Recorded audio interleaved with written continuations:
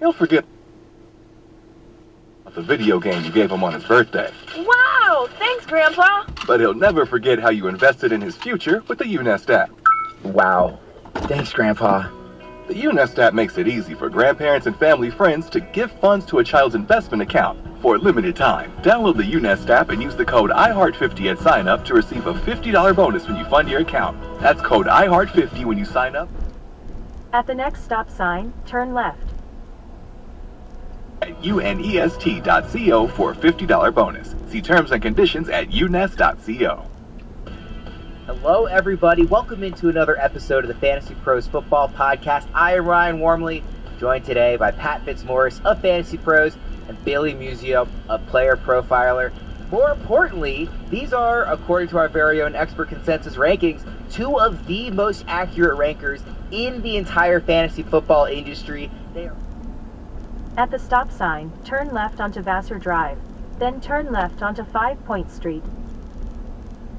Award-winning accurate rankers, so we are very happy to have them on today. Billy, it's a very busy time of year. Thank you for making some time for us. Absolutely. Thanks for having me on. Boys, always like talking rankings. It's one of the things I just love to do.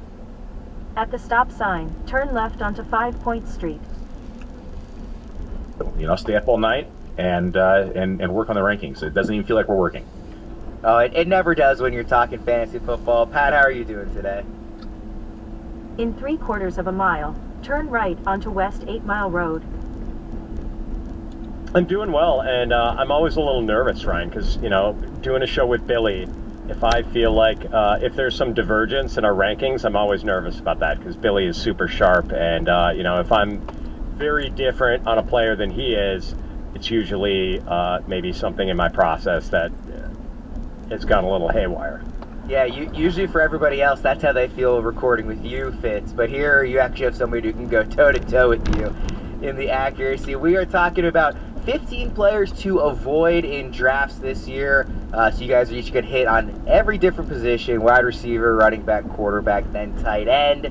We'll get started right away here since we got a lot of names to get through. Billy, I want to start with you. Give me 3 wide receivers that you are avoiding in drafts this year. Yeah, the first one is Calvin Ridley. I just don't like where he's going in drafts. We see him going at the FFPC anywhere from, I saw him go the other night as wide receiver 11 inside of a draft. And it's just a little rich for my blood, seeing that we have not seen him hit the field in over a year and a half. Although, news reports out of camp At the next light, turn right. have been great. His preseason usage was great. That being said, I'd still have a little hesitation selecting him that early. He has yet to ever eclipse the 1,000-yard mark ever since 2020. Prior to that, he has not done it any time in his career. He has only broken the 100 target.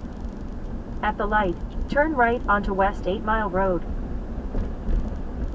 Once in his career, which was the same year in 2020, and outside of that, he has never eclipsed 900 yards in his career. This is a big ask of a player who has missed the field for 1.5 years, of course, coming off the suspension for gambling.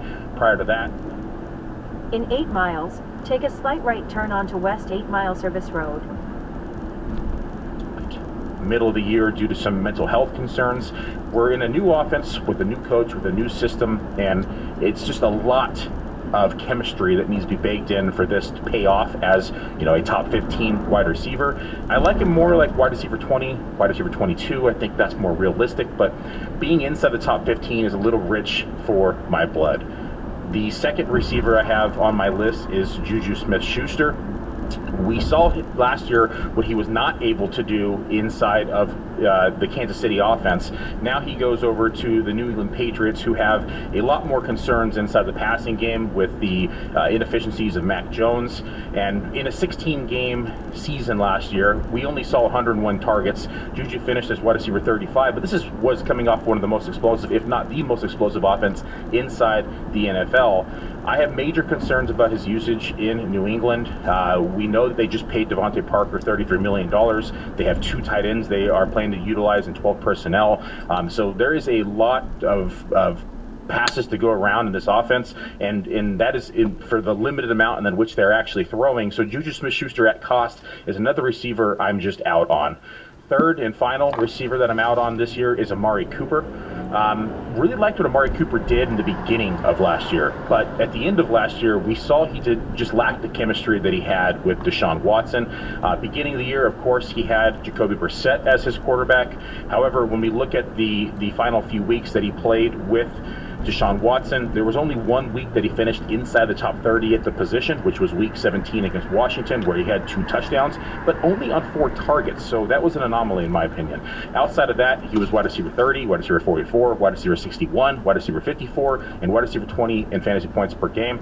I have some concerns with Amari Cooper and his usage, especially with the addition of Elijah Moore in this offense. And of course, they still have David Njoku and Donald Peoples-Jones. And Donald Peoples-Jones showed that he had the chemistry with Deshaun Watson last year, so there is some concerns in Cleveland with Amari Cooper for me. Yeah, Fitz, you are above consensus on Calvin Ridley, and you're at consensus on Amari Cooper. So there's a couple guys here that you might be a little higher on than Billy. So first of all, are you already feeling nervous that you're disagreeing with such an accurate ranker? And second of all, which of those guys do you feel more strongly about being higher than Billy on, Ridley or Amari? Well, in a way, I do agree with what Billy's saying. Like, I have the same sort of trepidation about Calvin Ridley that he has. And there is this big drop-off for me after wide receiver 14, which is T. Higgins. And I have sort of debated who to put at wide receiver 15. I've had some different candidates. 2 of them are guys Billy's mentioned, Cooper and Ridley. And I currently have Ridley in that spot. But again, big drop-off from wide receiver 14 to wide receiver 15. I have some of the same reservations, and I think when I started in the offseason, I had Ridley in the 20s somewhere. I've slowly crept him up a little, but that doesn't mean I'm getting him in drafts. Like, the fever for Calvin Ridley has gotten pretty intense lately. So I'm just not getting him anywhere because there's always someone willing to draft him, like, late 2nd round, early 3rd round, it seems. Stay in the left 3 lanes. And Cooper, yes, I'm also nervous about his lack of chemistry with Deshaun Watson last year at the end of the season, and also these reports that every time Deshaun Watson has to sit in the pocket and play in structure, which is kind of what Kevin Stefanski wants him to do, things aren't going well. So that's a concern. You know, like if he has to play off script sort of the way he did with the Texans earlier in his career, that's not going to be a real good fit for what the Browns are trying to do offensively. Billy, do you think for either Ridley or Cooper or both that as we get into the second half of the season, you might be a little more optimistic about their output because they've adjusted to, you know, chemistry with Deshaun Watson, Ridley in the new offense? Is it kind of like you still want to see them shake off the rust in the beginning of the year and that's where you're getting trepidation? Or do you think it's like kind of the whole season you'll probably be ranking them lower than consensus? I think there's a real opportunity for them to both have, you know, stronger finishes. I mean, I have Calvin Ridley projected for a season high or a career high in targets and a second career high in yardage, a second career high in total touchdowns. So it's not like I'm projecting him to have this huge down year. It's just in comparison to where he's being drafted, I have him being, you know, significantly lower. So it's just a matter of, you know, how the pie is sliced here and where the rankings fall and where he's being drafted. And so it purely breaks down to cost for me inside of draft rooms. He's just going way too high. Like round 2, the end of round 2 last night inside of an FFPC draft. Round 3 pretty consistently in FFPC drafts. And it's just a little rich for my blood when we're able to get T. Higgins in that location. We're able to get Devonta Smith in that location. We're able to get Waddle into round 2 at times. And so there's just so many more names in this area that have, 1, been on the field, 2, have you know, explosive offenses as well, but also have shown chemistry with their offenses and haven't missed games. And so there's just a lot more sure things in those areas. And I think Calvin Ridley is talented when he was, you know, a focal point of the Falcons offense. That being said, he's not young anymore. He's 29 years old. And you know, he's been shelved for a year and a half, and so you have to start to get a little concerned when that age approaches for a receiver. Receivers can usually play a little bit longer than running backs, of course, but it's still something else that just adds to the worry list for me. Stay in the left 3 lanes. And so I'm just hesitation selecting him in drafts at the current cost. Before we move on with today's show, let's take a second to talk about Fantasy Sports Knockout. Think you've got fantasy football figured out? Think again. Introducing Knockout, a new Survivor Fantasy League that's worth the challenge. A season-long tournament where every week matters. Strategize, draft, survive. High effort with even higher stakes. Because who likes losing? Draft your lineup, use any players you want, but be careful, you can only use each player once. The lowest scoring entry is eliminated each week. The concept is simple, survival is not. Stop losing, start surviving in the only league where skills are tested and strategy pays off. Learn more at play.fantasysportsknockout.com/fantasypros. Fantasy Sports Knockout is available for real money in certain states, but anyone can play in a user-created league. So if you think you know fantasy, prove it. Play.fantasysportsknockout.com/fantasypros. Fitz, hit me with your 3 receivers you're avoiding. All right, the first is DK Metcalf. And I see 2 possible avenues to disappointment here, Billy. Ooh, I can't wait to get the pushback from you based on that reaction. Avenue 1 to disappointment for DK Metcalf is that Jackson Smith-Njigba turns out to be really, really good.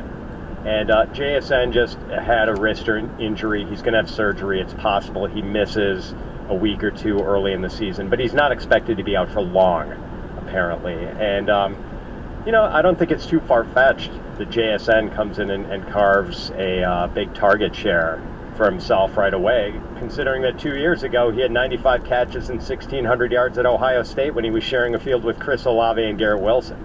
So avenue number 2, Geno Smith regresses. And we saw a little bit of this late last season. I don't necessarily think the bottom's going to fall out with Geno, but it's worth noting that in his first 12 regular season games of 2022, he had a 72.7 completion percentage, a 108.7 passer rating, 22 touchdowns, 6 interceptions, 8.1 yards per attempt, and then in his last 5 regular season games, 63.3% completion rate, 83.9 passer rating, 8 touchdowns, 5 interceptions, 6.2 yards per attempt, which isn't very good. So. And there are just some things that sort of mild. Stay in the second or third lane from right. Bother me about DK's production profile last year. Nice that he had a career-high 90 receptions, but, we think about DK being a big play guy. He averaged 11.6 yards per catch last year. That was a career low. His average depth of target, 11.2 yards. That was a career low. Only 2.4 yards after the catch per reception, which was a full 2 yards less than any other year in his career. So just a few things that sort of bother me about DK, and people always, are willing to take him late in the 3rd, early in the 4th. I'm just sort of drafting around him. Number 2 on the list, Deebo Samuel. I mean, I don't know if he's even the best receiver on his own team, Ryan. So, after Christian McCaffrey arrived in San Francisco last year, which was week 7 through the end of the regular season, Brandon Ayuk had a bigger target share than Deebo and averaged 2.8 more PPR points per game. So he was better once McCaffrey joined the 49ers. Deebo wasn't as valuable as Ayuk, and we've gotten some really nice bonus rushing yardage out of Deebo in the last few years.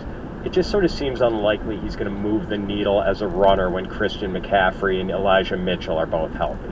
So if those guys stay relatively healthy, I don't see Deebo adding a lot there. And, I think he didn't have more than 4 carries in any game. In 1 mile, take a slight right turn onto West 8 Mile Service Road. After CMC got to San Francisco. And then the final one is Chris Godwin.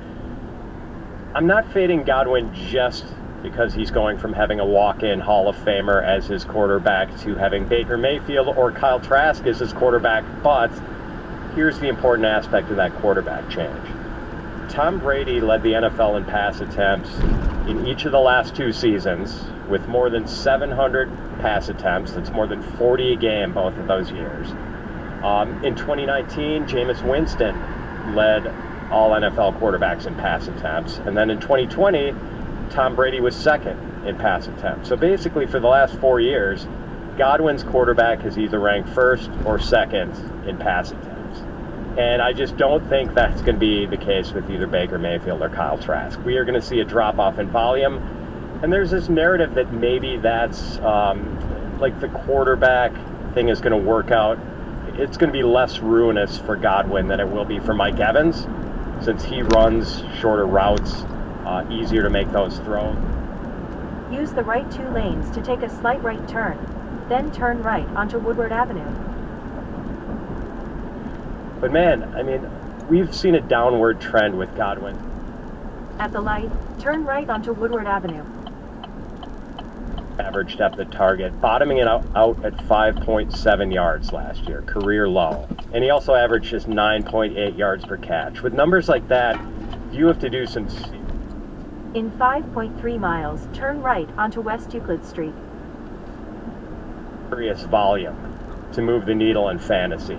And the volume's not going to be there this year. There's no way Baker Mayfield or Kyle Trask finishes first or second in pass attempts this year. So, yeah, I'm a little concerned about what things will look like. Even though Godwin's a really good player, Mike Evans is a really good player, but Godwin's target totals, for raw target totals, they've been good.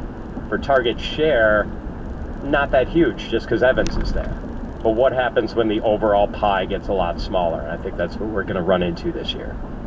Yeah, I'm fully with you on Godwin and Samuel. Ayuk is a better receiver than Samuel. I'll go to bat for that any day. But what I really want to follow up on is DK Metcalf, because to pull back the curtain a bit, before news came out of Jackson Smith-Njigba's broken wrist, he was actually on Billy's list of players to avoid.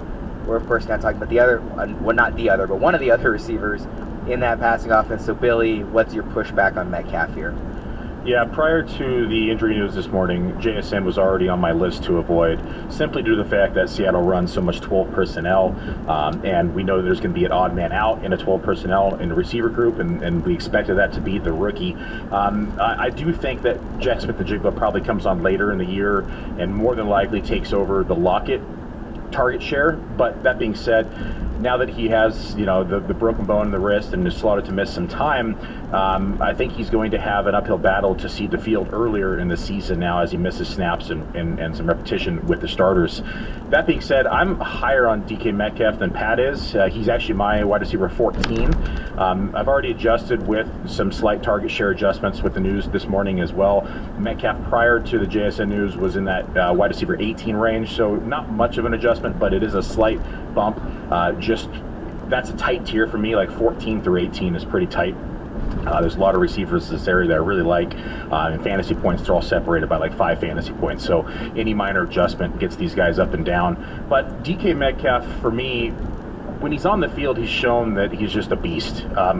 26% target rate last year, 25.5% target share. We know that he's in Geno Smith's ear. We've seen it on the sideline. We've seen them, bond together as a receiver and as a quarterback. I do expect some regression from Geno Smith. I think that is evident, especially if you look down the trail end of last year and his interceptions towards the beginning of the season and then versus towards the end. There was a clear difference in his accuracy and his interceptable passes. That being said, we have seen him kind of lean on DK Metcalf when he has struggled, and he's been kind of a preferred target for him in the passing game. I do think that this goes a long ways when we look at chemistry. This goes outside of the analytics when I try to look at things from a human element perspective. It's hard to ignore the fact that you have two guys that are bonded like this, to where I could see a scenario where maybe it is a Tyler Lockett game, but then you have DK Metcalf in the ear of his boy, Geno Smith, and then next thing you know, he's got a pretty big bounce back week the second week. And so I just don't think we can count him out from a pure athletic standpoint. He's one of the most athletic receivers in the league, a big-bodied receiver as well.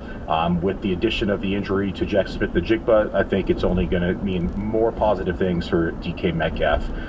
In terms of Deebo Samuel and Brandon Ayuk that Pat mentioned, I'm on the same page here. I bleed red and gold as well, and believe that Brandon Ayuk is being underdrafted at his ADP. Ayuk had a very quiet 1,000 yards last year. Nobody's really talking about it, but he eclipsed that 1,000-yard mark. Deebo Samuel saw a 40% reduction in his rushing attempts. What happens if he loses another 10% this year, or 15% this year, which is a real possibility? To Pat's point, he didn't rush a lot when Christian McCaffrey was on the field. So his rushing upside is going to be capped by Christian McCaffrey being healthy and on the field. Stay in the second lane from right.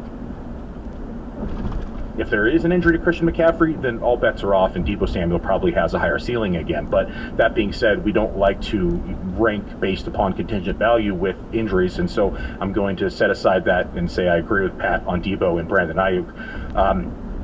And who's the last receiver again? Godwin.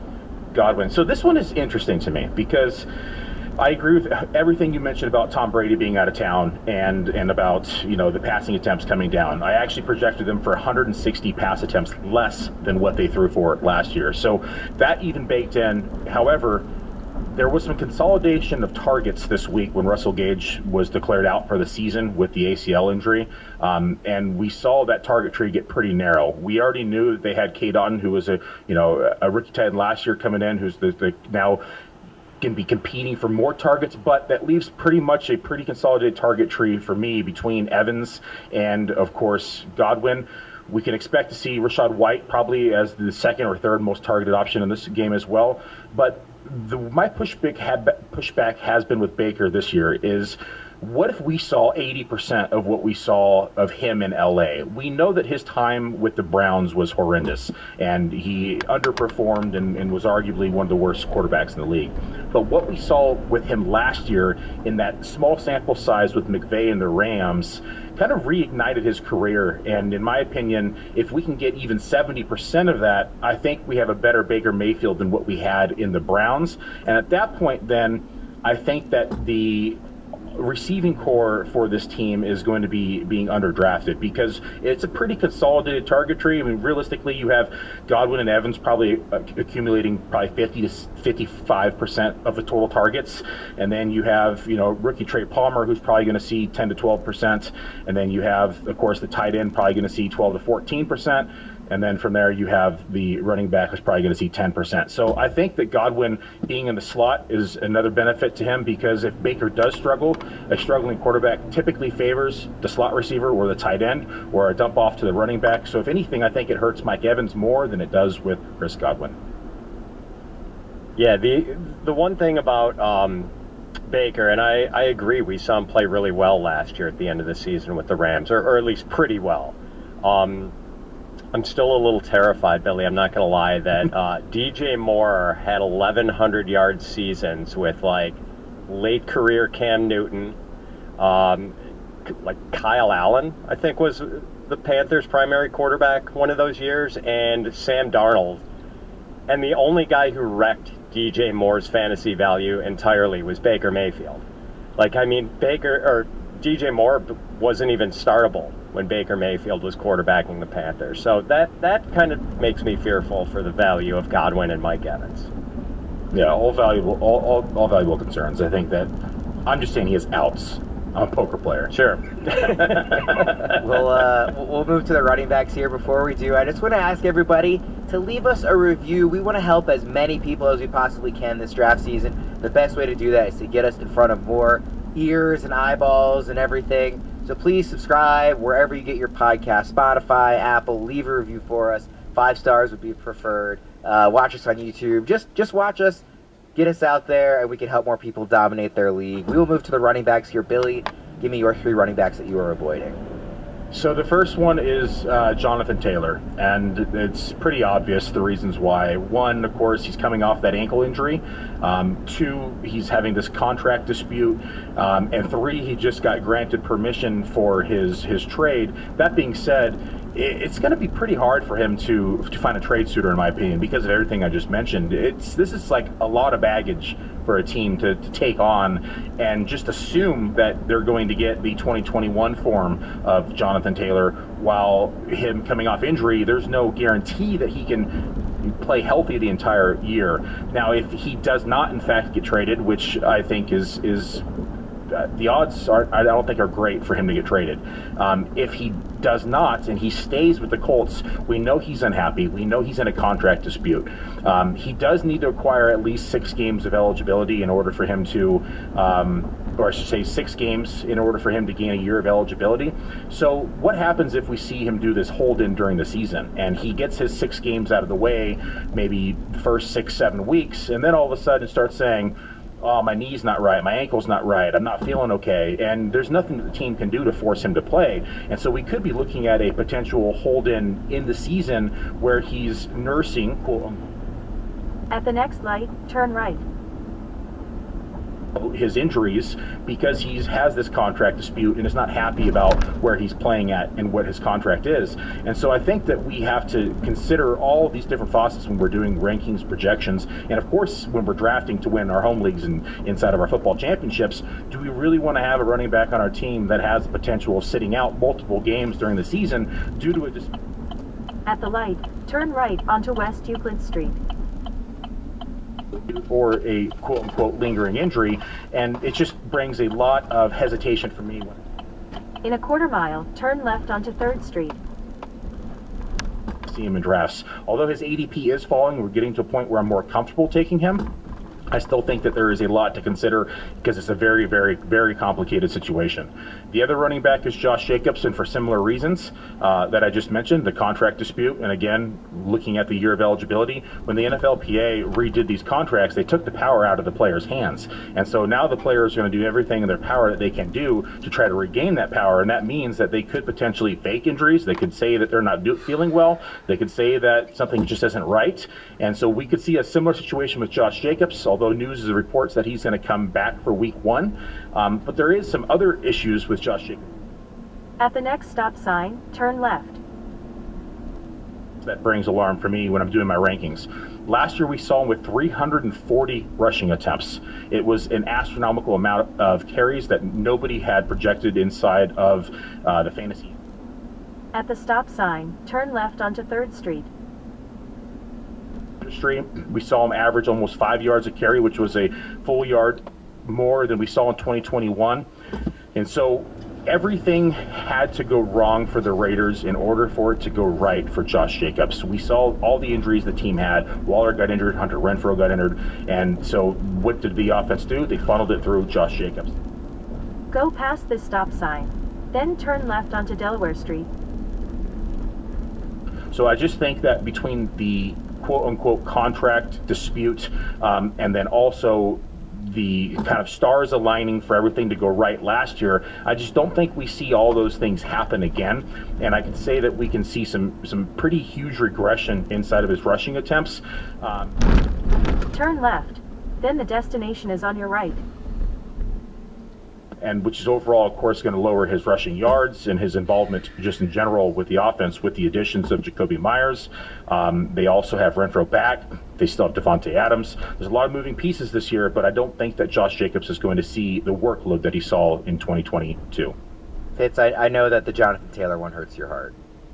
No, it really does. But so much of what Billy said made sense. And it especially hurts, Ryan, because I was so excited to see Jonathan.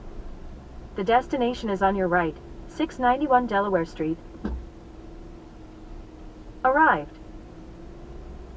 Taylor play with Anthony Richardson and see what that would look like when they were running RPO stuff. And I'm just thinking back to Robert Griffin III's rookie year when RG3 took the league by storm. And, oh, by the way, Alfred Morris had this insane season. Alfred Morris, who, everyone just saw as this plotter for the rest of his career, went berserk that year because the RPO stuff worked so well. Now imagine Jonathan Taylor, who, I know when there's conversation about who the best pure runner in the league is, everyone immediately names Nick Chubb.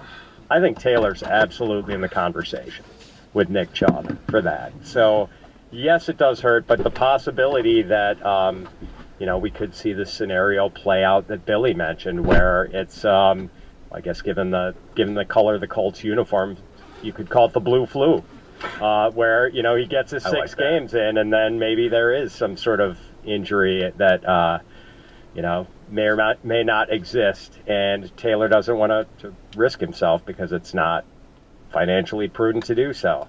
So yeah, it's just a tough situation there, and for a while I was kind of trying to capitalize on the value and draft Taylor around the 2-3 turn, and now I'm starting to cool off on that. And sort of the same concerns about Jacobs.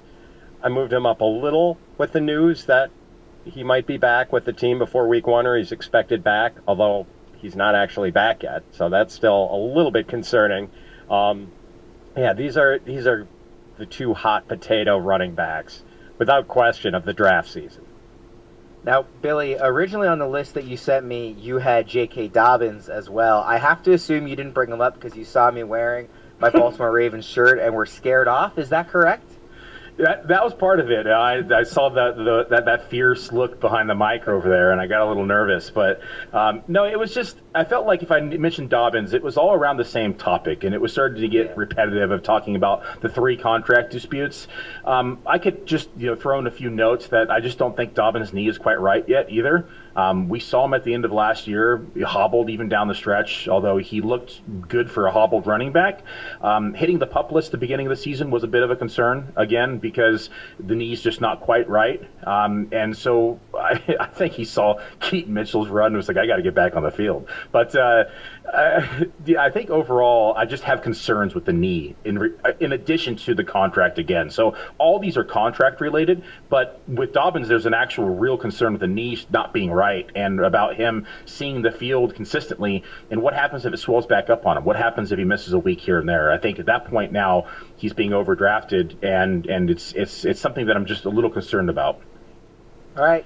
I'll allow it. Guys, anyone who knows me knows how much I love going to see sports in person. I recently checked off my 15th MLB stadium in person, which means I am halfway to seeing all 30. Camden Yards remains at the very top of the list for me, obviously, but I plan to get to all 30 stadiums with the help of Game Time, the fastest growing ticketing app in the United States. For last-minute amazing deals on tickets to see your favorite baseball team, band, or comedian, download Game Time. And again, it's not just sports. Summer means huge concerts and comedy shows all across the country, and Game Time has your tickets. Download the Game Time app and redeem code FANTASYPROS for $20 off your first purchase. Terms apply. Again, download the Game Time app and enter code FANTASYPROS for $20 off. No matter where you live, get out and have some fun this week. Download Game Time today and enter code FANTASYPROS. Last-minute tickets, lowest price guaranteed.